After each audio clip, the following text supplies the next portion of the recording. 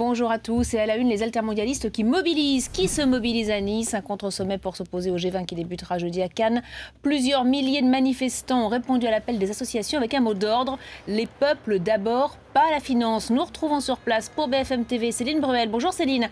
Alors beaucoup de monde, on le voit sur ces images, pour protester contre le diktat de la finance et dénoncer les pratiques des marchés.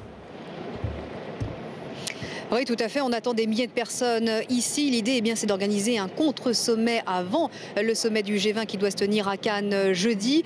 Ce sommet souhaite porter la voix des peuples. Ils estiment qu'il faut absolument lutter contre les paradis fiscaux, qu'il faut aussi taxer les transactions financières pour apporter des milliards et pour lutter contre les inégalités et la faim dans le monde. L'idée, c'est de porter donc la voix des peuples. Et si aujourd'hui, on l'a vu, il y a des réactions très négative suite à l'annonce du référendum en Grèce, annoncé hier soir par le Premier ministre grec Papandréou, ici on estime que c'est pas forcément une mauvaise nouvelle du tout, même si les places financières ont dévissé ce matin. Écoutez Mathilde Dupré interviewée avec Léman Dalmar.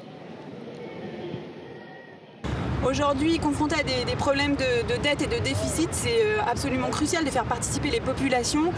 Et on se demande où est la démocratie quand on ne demande qu'aux représentants des marchés financiers de réagir aux plans politiques qui sont annoncés par les gouvernements.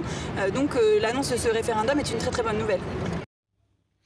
Alors Céline, c'est une manifestation qui se déroule sous très haute surveillance.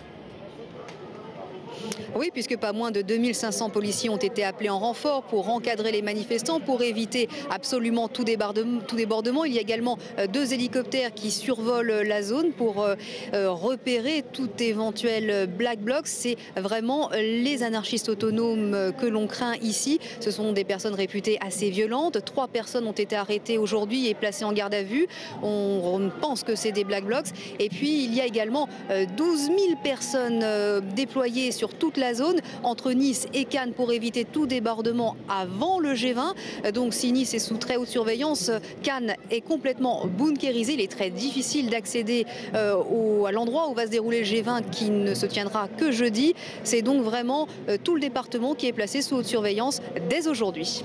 Merci beaucoup Céline Bruel, vous étiez avec Nicolas Bernard.